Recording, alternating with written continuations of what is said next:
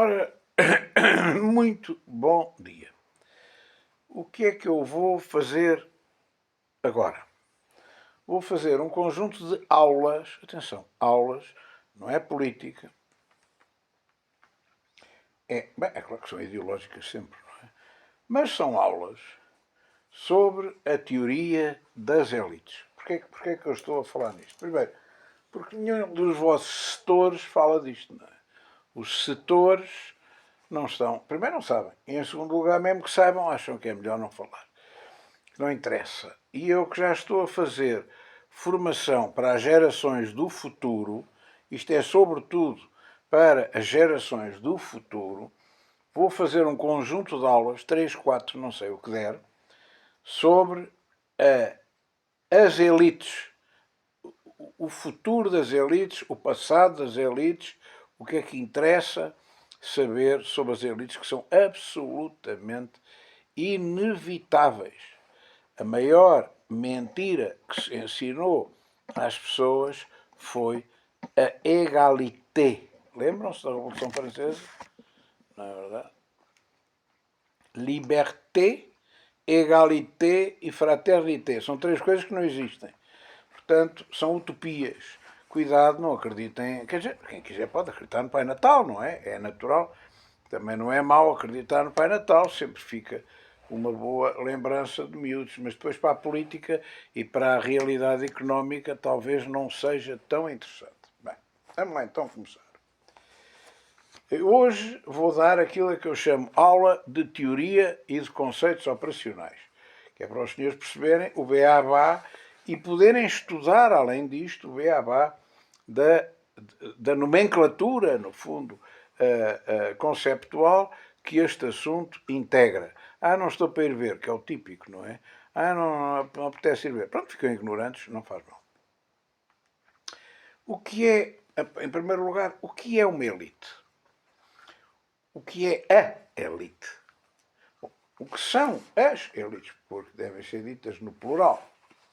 Uma elite é uma pequena parte de uma sociedade que se distingue do restante, as massas, por aptidões e por capacidades excepcionais.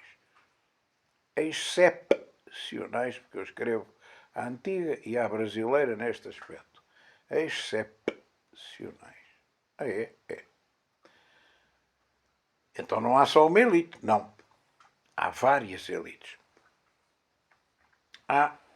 E as elites, em primeiro lugar, devem ser datadas. O que é isto, datadas?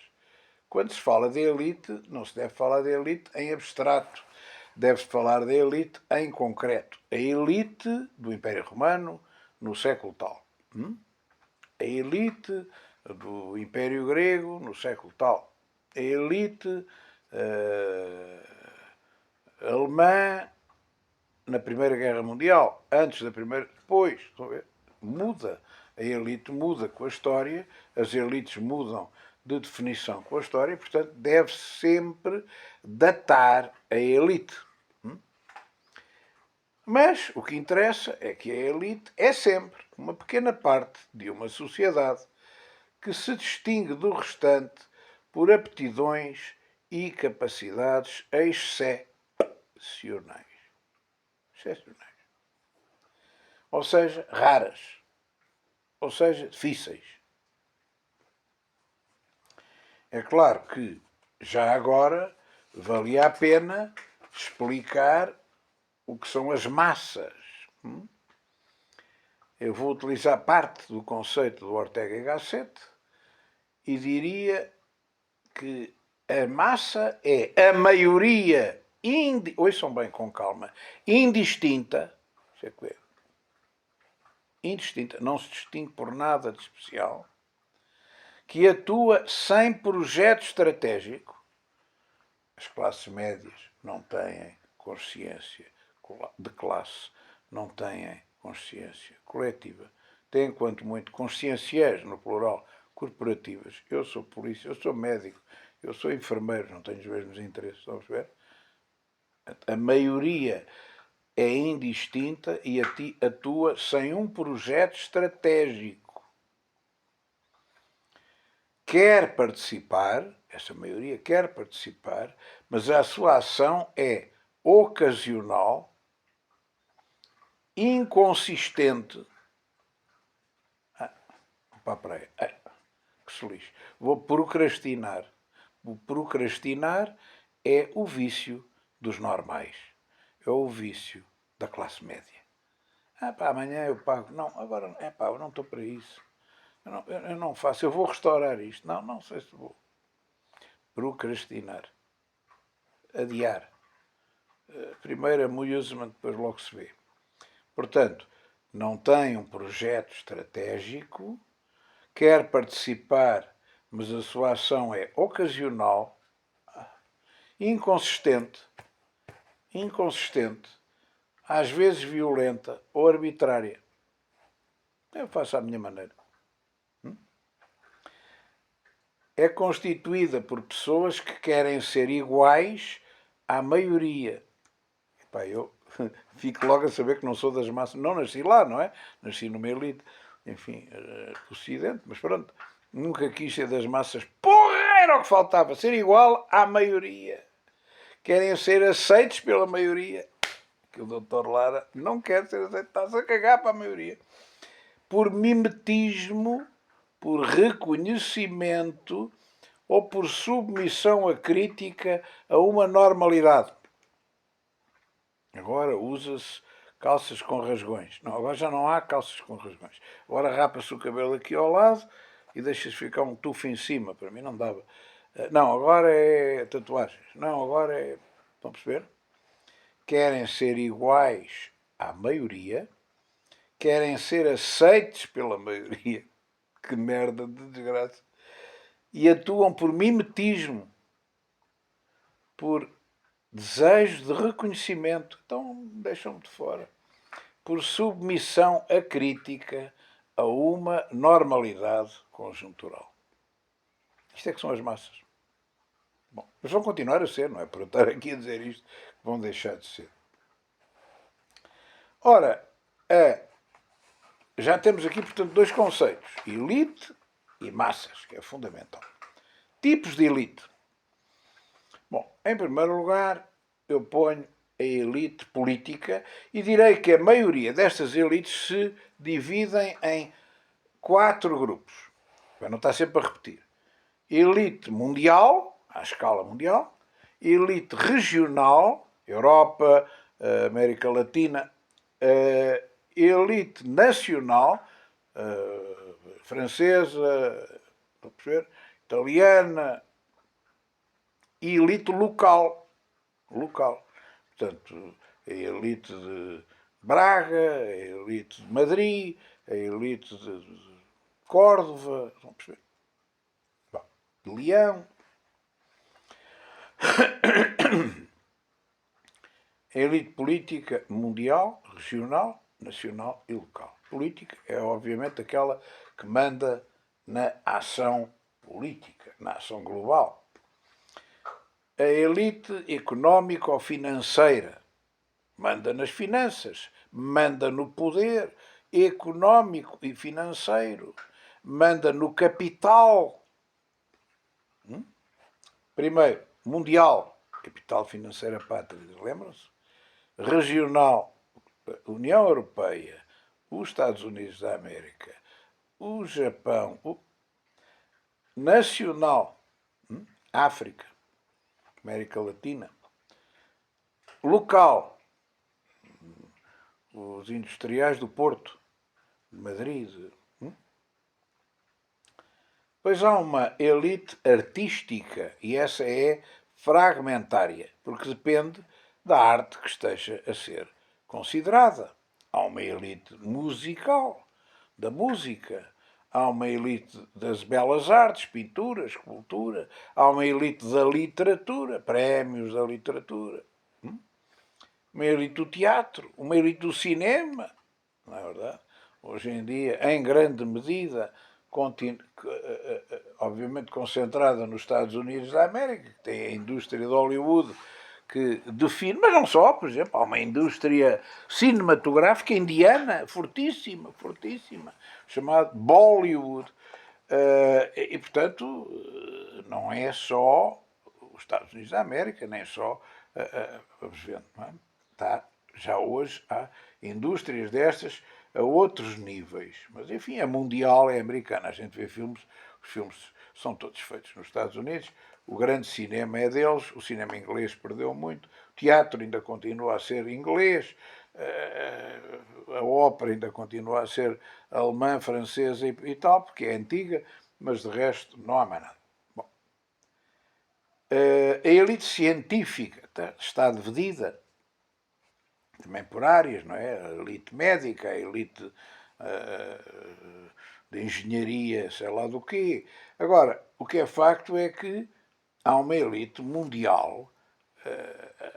Nós dissemos assim, diga lá 2 nomes ou 3 da elite científica mundial. Toda a gente vai dizer Einstein, e bem. Toda a gente vai dizer Tesla, e bem. Estou a ver. Portanto, são pessoas indiscutíveis, quer dizer, que fazem parte de uma elite que é mundial, já não é. O Einstein é judeu, é alemão, é americano. O que é que ele é? O que é que ele é? Não é nada disso, é mundial. Não. Portanto, há uma elite científica mundial. Pois há elites religiosas também fragmentárias, porque as religiões obviamente são concorrenciais, não é? O Dalai Lama que está agora a querer arranjar um substituto e a China está-lhes a virar o bico ao prego, porque como tem lá muitos indianos, muitos hindus, querem eles próprios escolher o Dalai Lama. Não está mal, é da ditadura, o partido é que escolhe o Dalai Lama, está certo. Aquilo funcionava por reencarnação, mas agora a reencarnação é feita pelo Partido Comunista Chinês, também não está mal feito. Como é que era a história? A história é a alma do Dalai Lama é supostamente sempre a mesma. Isto é um bullshit, mas não interessa, é o que eles acreditam. E portanto, quando um morre, a alma migra para o outro.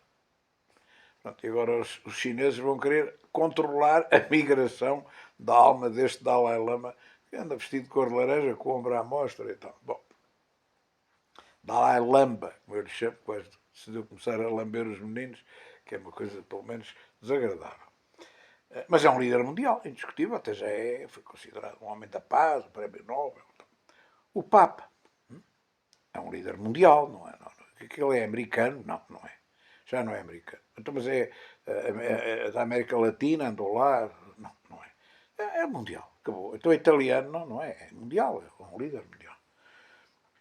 Os patriarcas ortodoxos, hoje muito divididos, e portanto, o patriarca de Constantinopla é mundial ou não? Não, é regional. E o patriarca de todas as Rússias é regional. E o patriarca da. Sei lá, há vários, não é? Menores, patriarcas menores, coptas, por exemplo, já são regionais, no fundo, basicamente. Sírio Malabar, acabam por ser líderes regionais, não é assim? Enfim, e há mais, agora não me estou a lembrar.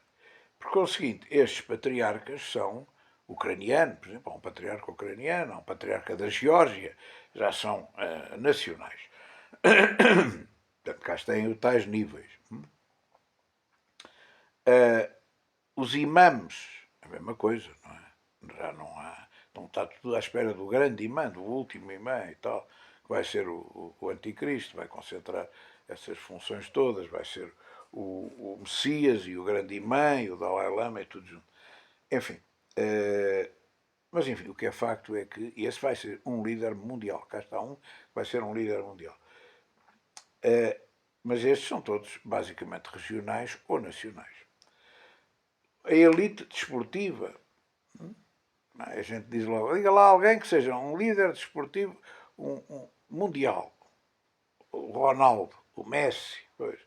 Já houve outros, não é? E o Pelé não foi, pois. E o Maradona não foi, pois, estão a perceber. Mas é só em futebol, e na Fórmula 1, e o Fangio não foi, foi. E o Alan Prost, também me lembro. E o Nelson Piquet, sim. E o Schumacher, também. E o Ayrton Senna, está bem. Nível mundial. Já não é brasileiro, nem é alemão, nem nada. É um piloto da Fórmula 1 a nível mundial. Bom, e assim sucessivamente, agora não vou estar aqui a perder tempo. Já perceberam, com certeza, pelos exemplos. E depois existe finalmente uma categoria híbrida, estranha, que nós chamávamos no meu tempo o Jet Set. Porquê o Jet Set? Porque estavam sempre a andar de avião a jato de um lado para o outro, não é? Jet Set. Vamos para ali, vamos para lá. É a malta da moda. Malta da moda, basicamente, não é? Os influencers e os gajos da moda. Grandes casas que influenciaram tudo e mais alguma coisa. A Chanel, Coco Chanel. Loucura. Ainda hoje já morreu a senhora e o perfume Chanel número 5 ainda se fabrica e vende-se aos hectolitros. O Gucci, que já morreu, o Pucci, que já morreu, a Prada, o Hugo Boss, que já morreu. Hugo Boss. Hugo Boss é tão bom ou tão mau que até chegou a fazer as fardas dos nazis. Hugo Boss. E continuamos a comprar Hugo Boss na boa. Foi o gajo que fez o design das fábricas do Terceiro Reich, aqueles gajos, aquelas fardas lindas, pretas, da SS. Bom, tudo isto são, obviamente, líderes, elite que influencia e que determina nestas áreas. E quem é que manda? Quais são as elites mais importantes? São as elites mais centralizadas. Não é?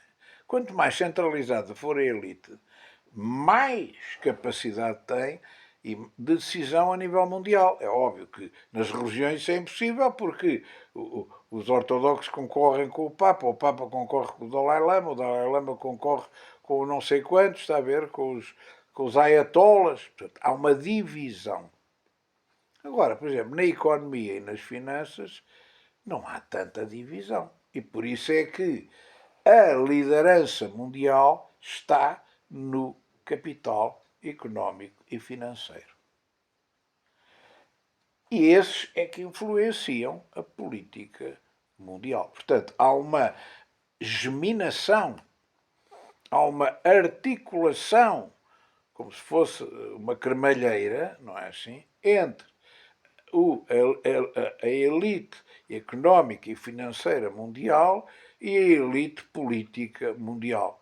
As cabras da Europa, o Bardamertz, o Micron, não é verdade? Esses imbecis todos fazem parte de um todo que está articulado com a malta do capital financeiro, como o Sr. Schwab e companhia, não é assim? Com essa malta que é uma minoria. As elites são sempre uma minoria. Cá está um tema curioso. E quanto é que tem a elite? Eu dizer que falei um dia com um amigo meu, que é o Dr. Ferreira do Amaral, posso dizer isso abertamente, sobre esta questão. A teoria das elites, qual é a maior, a percentagem média de uma elite? Não é? O Pareto dizia que era 20-80, já lá vou, a regra do 20-80. Não, que ideia, 20%, não, que ideia. A elite não tem mais, dizia eu, de 5%. E o senhor Dr. Ferreira do Amaral, meu querido amigo, disse, não, nem 5%. Em Portugal deve andar pelos 2-3%. 2-3%. Portanto, e ele tinha feito essa conta. Enfim, eu não fiz, não é? Era a olhómetro, achei que era mais ou menos, mas não, assim com uma conta vaga, mas não. Portanto, eu vou seguir este bom conselho, a elite deve andar, qualquer elite, entre os 2-3% no máximo, no máximo. Ou seja, pode ser 2-3% ou menos, e não ou mais.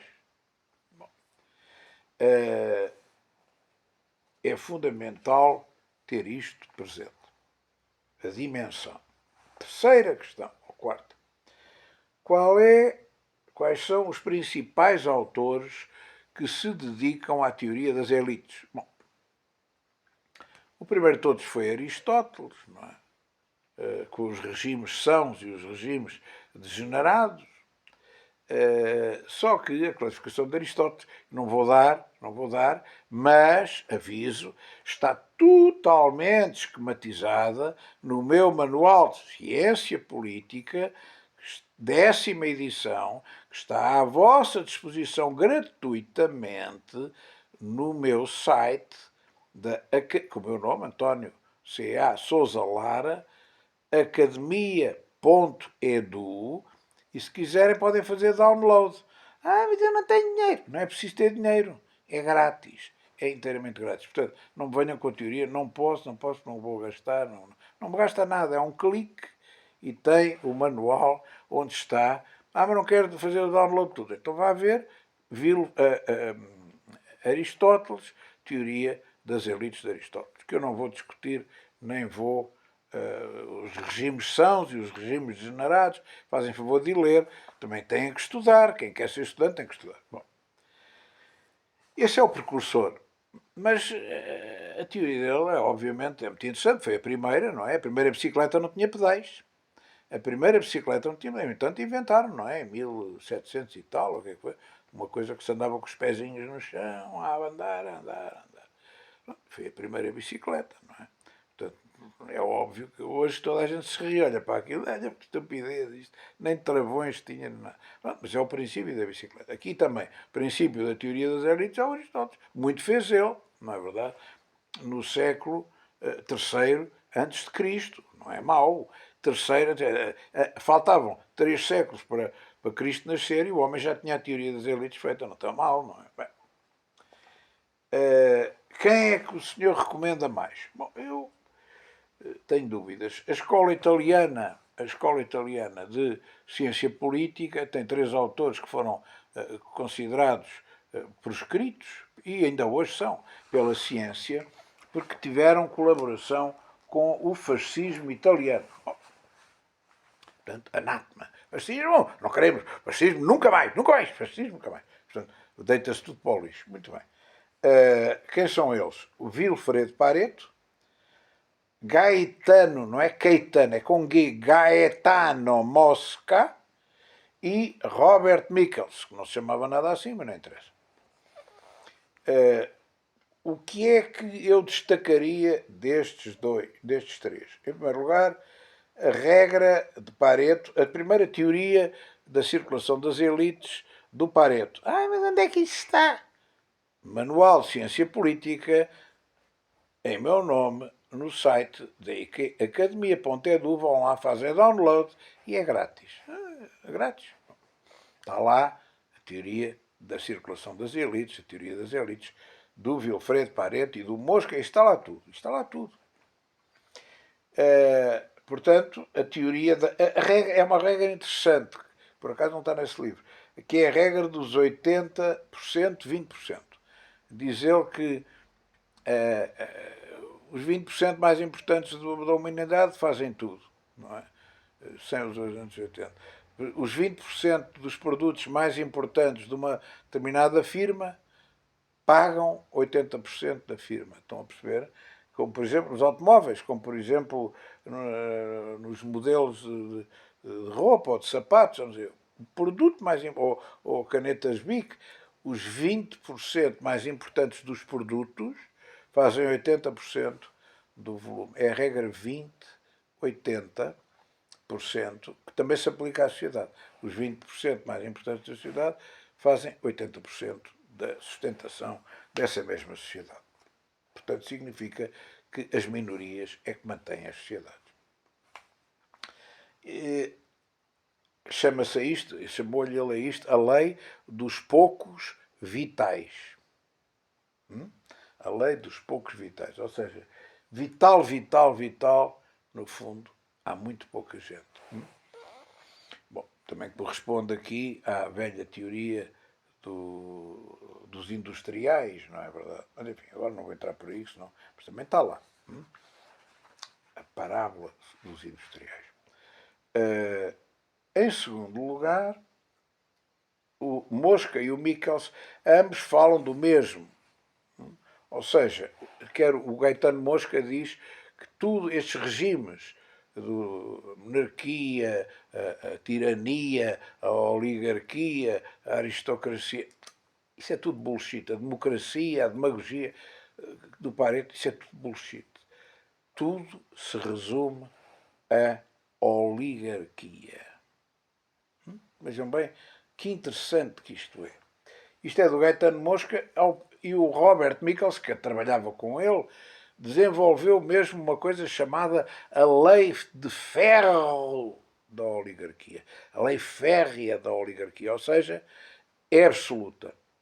Tudo o que é regime acaba por se configurar como uma oligarquia. Bingo ou não? Para mim, bingo. Ora, os senhores querem acreditar no Pai Natal, podem acreditar. Então, quer dizer, os Estados Unidos da América é uma oligarquia? Sim. A Rússia é uma oligarquia? Sim. A China é uma oligarquia? Sim. Portugal é uma oligarquia? Sim. E a Espanha, e a França, e a Itália, e a Venezuela, tudo oligarquias.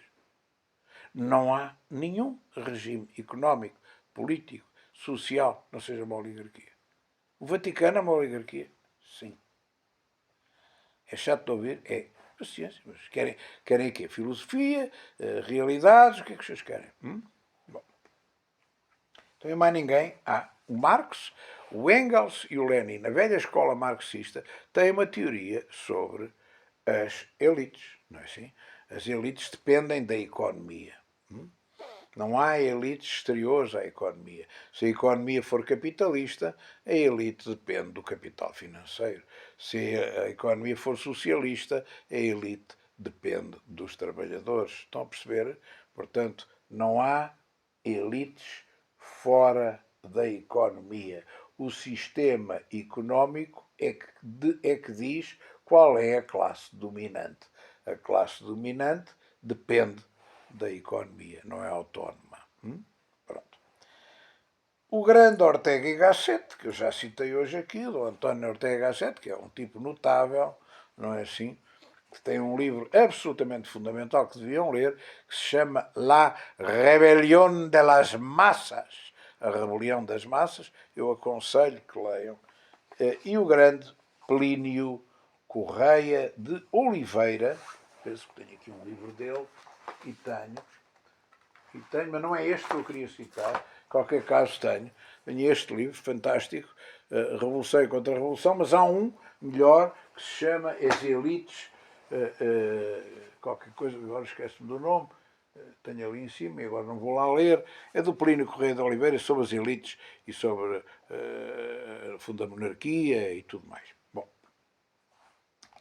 o grande Plínio Correia de Oliveira. Fazem favor de ver. E depois há outros autores célebres, que eu não vou, obviamente, aqui citar. Max Weber, é uma espécie de beabá de toda a gente, ou o Gustavo Le Bon. Podem ir ver isto e depois devem ir ver, porque têm que pesquisar. Eu estou só a dar as linhas mestras, porque senão a aula não acaba, não é assim? Bom,